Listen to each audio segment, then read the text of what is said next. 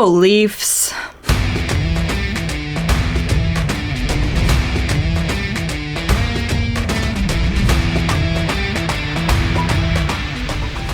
Welcome to From Center Ice. My name is Courtney, and hello, Leafs Nation. It's been a while. If you happen to see my recent update video, you'll know where I've been. If not, well, I'm back, so don't worry about it. The background looks a bit different. That's because I'm moving things around in the studio here, so just ignore the mess that's back there for now. It'll be better soon. But we are here to talk about the Leafs and now what my room looks like. So I figured since it has been a while that I would use this video to sort of catch up with where the Leafs are these days. They've played 54 games this season. They've got a record of 35, 15, and 4, which is good for 74 points and third place in the Atlantic Division. But the race to that top seed in the Atlantic is pretty close. They are only behind the Florida Panthers and the Tampa Bay Lightning. Florida has also played 54 games and they have 77 points, so only 3 more than the Leafs. Tampa Bay does have a game in hand, only having played 53 games, and they sit there with 76 points. So the point spread there between the top 3 teams in the Atlantic is very close, and any of those 3 can take it. Of course, you want to get ideal matchups in the playoffs, and having home ice advantage is huge, but sometimes you just have to worry about getting into the playoffs, which doesn't seem like it's going to be a problem for any of these 3 teams, but just get there and worry about the rest later. Through these 54 games that the Leafs have played, they have scored 198 goals, and they have only allowed 157 goals, which is good for a plus 41 goal differential. And that stat is just for funsies. I know most people don't talk about it, write about it, rely on it, whatever. It's just one of those that I like looking at, and I can't really tell you why. I just think it's interesting to see. The Toronto Maple Leafs power play is converting on 29% of their chances, which is first in the league. If we look back to how the Leafs ended the last season, not being able to score at all on the power play, it is very good to see them in first. Hopefully they can maintain that spot, keep scoring on the power play, especially into the spring and maybe early summer. I know, this is the Leafs we are talking about. Don't even talk about hockey in the summer, but you never know, right? As for the other special teams crew, the penalty kill, they're killing off 84.2% of their penalties. That is the 6th best percentage in the league right now. So special teams is going great for the Leafs, and so is goal scoring, of course, but that is to be expected with this Toronto team, which is very top heavy. And by saying it's very top heavy, of course, I'm not diminishing the role of the guys who play further down the lineup, especially since they have been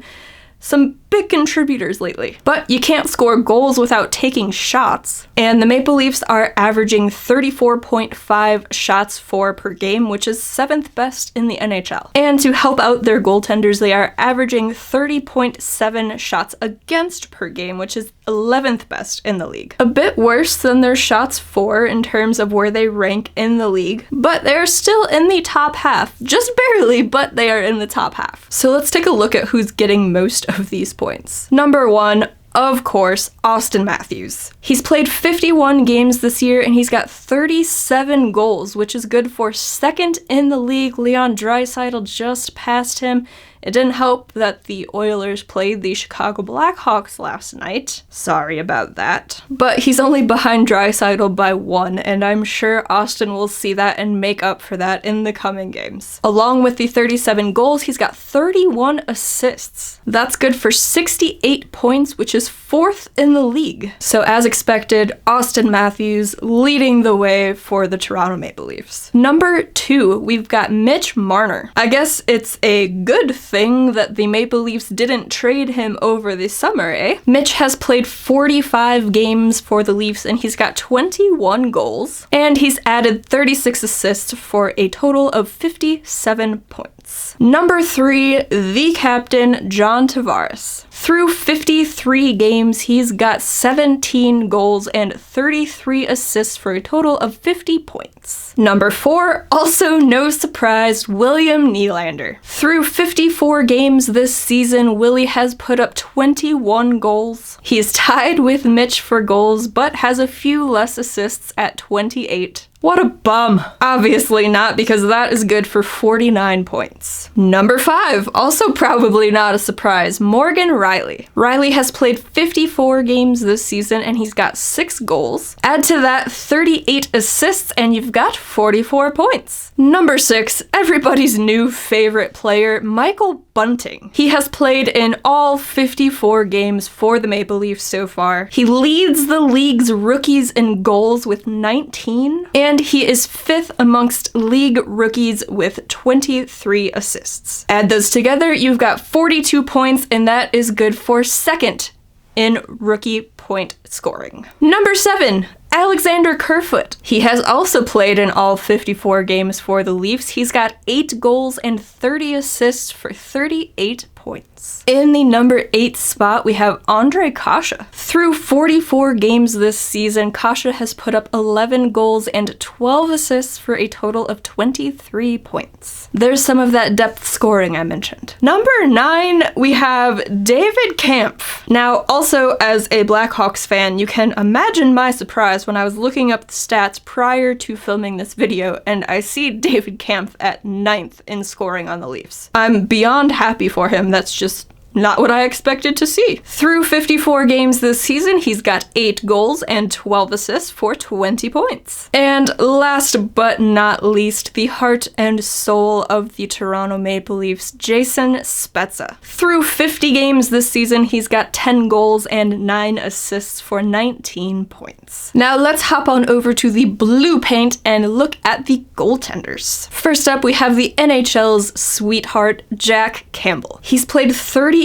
games for the Leafs this season, and he's got a record of 23, 8, and 4, which is not bad at all. He's got a 2.55 goals against average and a .917 save percentage. Now, some recent games have probably played a factor in those numbers a bit, but we will get to that. Next up, Peter Marazzic. He has played 14 games for the Maple Leafs this season, and he also has a winning record of 9-5-0. He's got a 3.22 goals against average and an .890 save percentage. Again, some recent games may factor in that. So when you look at the Leafs record as a whole, and their special teams numbers, and the point leaders on this team, obviously high-end scoring talent, and the goaltenders are good, and sometimes they are great. The last 10 games for the Maple Leafs have been confusing at best. I'm not going to try to make a huge deal out of it. It's a 10-game sample in the middle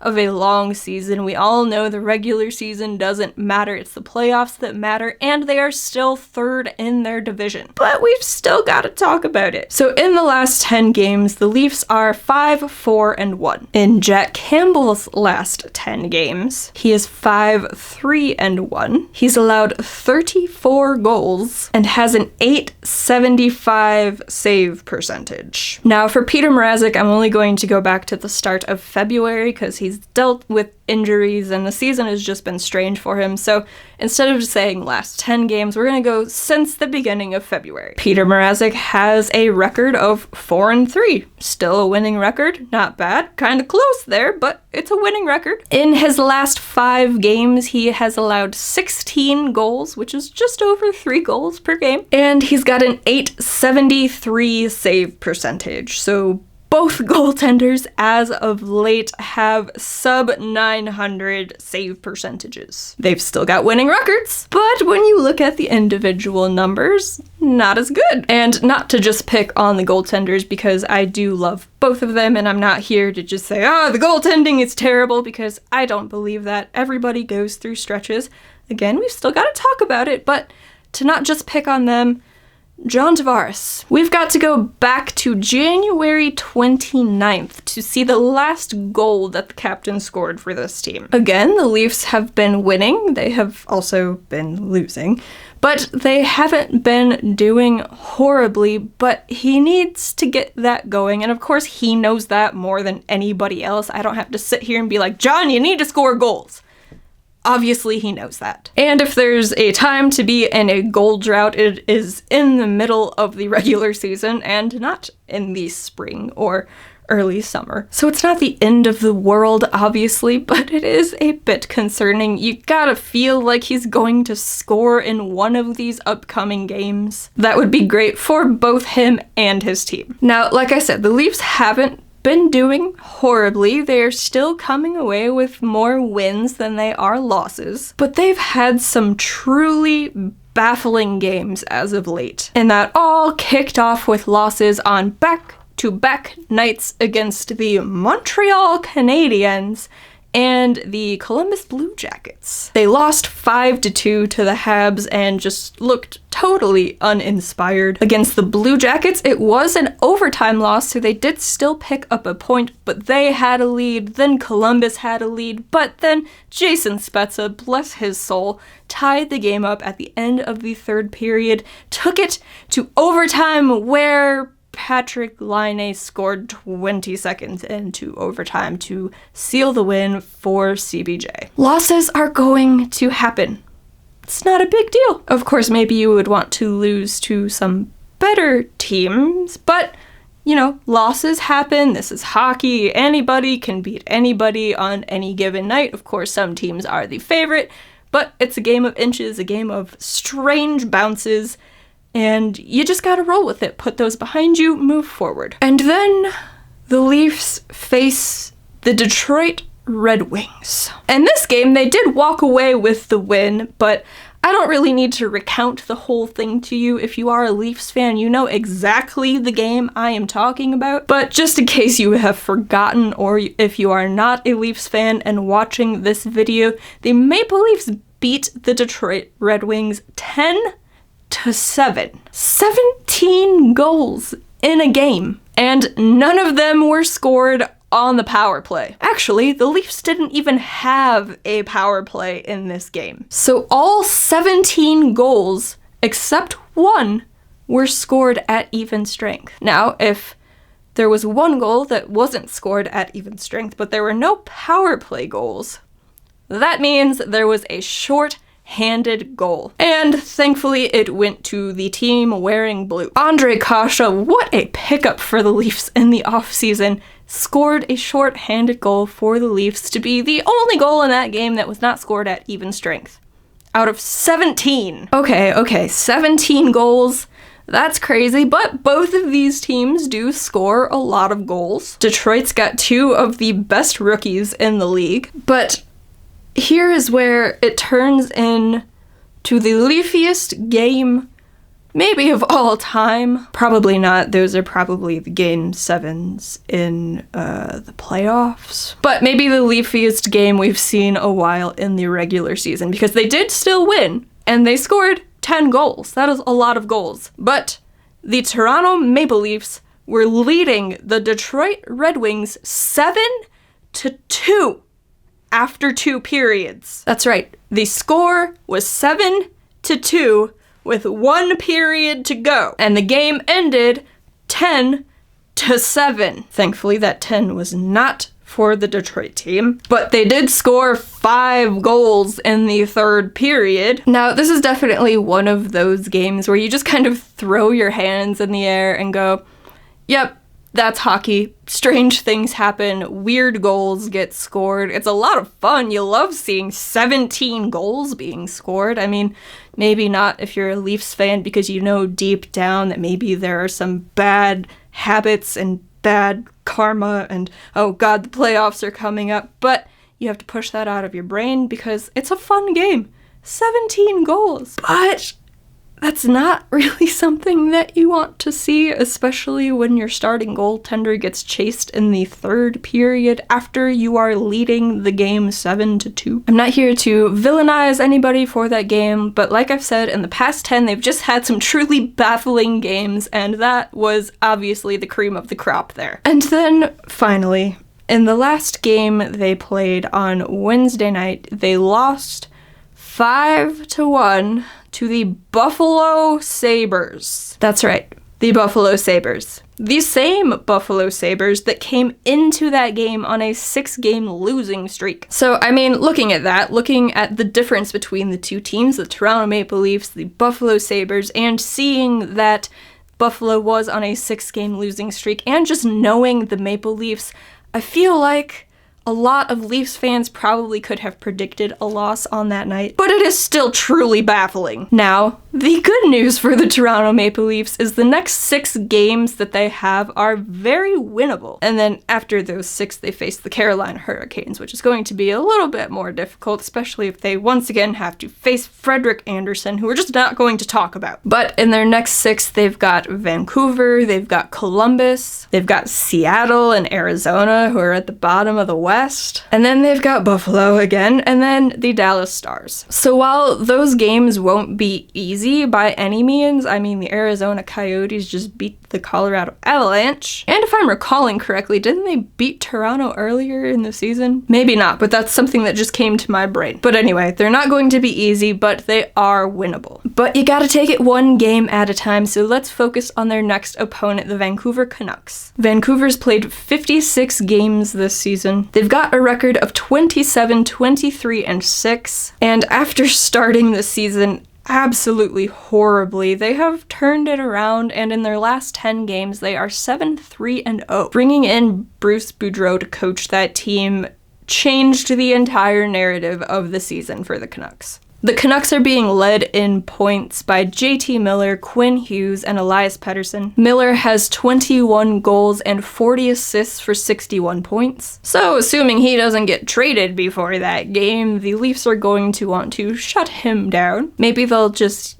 call up Vancouver and they'll just leave JT Miller with the Toronto Maple Leafs. It's been rumored he could be a target, that's all I'm saying. Quinn Hughes has 4 goals and 39 assists for 43 points this season. And Elias Pettersson, after having a pretty bad start to the year and gaining some doubters, has really turned it around just like the team has. He now has 17 goals and 21 assists for 38 points. Now for the goaltenders. Thatcher Demko has really carried the Vancouver Canucks on his back for the majority of this season. He has played 44 games. Yaroslav Halak has only played 12 games for the team. Demko is likely who the Leafs are going to see on Saturday. He's got a record of 24, 16, and 2. He's got a 2.60 goals against average and a 918 save percentage on the season, which in and of itself is pretty good. Then you take a look at his last 5 games. He has only allowed 9 goals, and in those 5 games, he has a 934 save percentage. Granted, small sample size. In his last 10 games, he's got a 922 save percentage. Still a small sample size, but a bit bigger than 5 games. The last time these two teams met was on February the 12th. The day after my birthday, and the Leafs lost 3-2. But not only did the Leafs lose 3-2, Thatcher Demko made a career high 51 saves. So again, while this game is winnable for the Toronto Maple Leafs, it's not going to be easy by any means. They've got to show up, they have to start this game on time, and they have to get to Thatcher Demko early and often. Of course, hopefully they don't allow him to make a new career high in saves while also getting a win. If he does that and the Canucks lose, that's fine-ish. Depends on how many goals the Leafs score. But on the other side of the puck, they need to help out their goaltenders as well. Both guys haven't been at the top of their game as of late. I'm confident that one or both of them will snap out of it and get back to playing very well. Maybe great, hopefully great going into the spring and maybe further. But it starts with the guys up front helping them out, keeping shots to the outside, blocking shots when they can, breaking up passes, just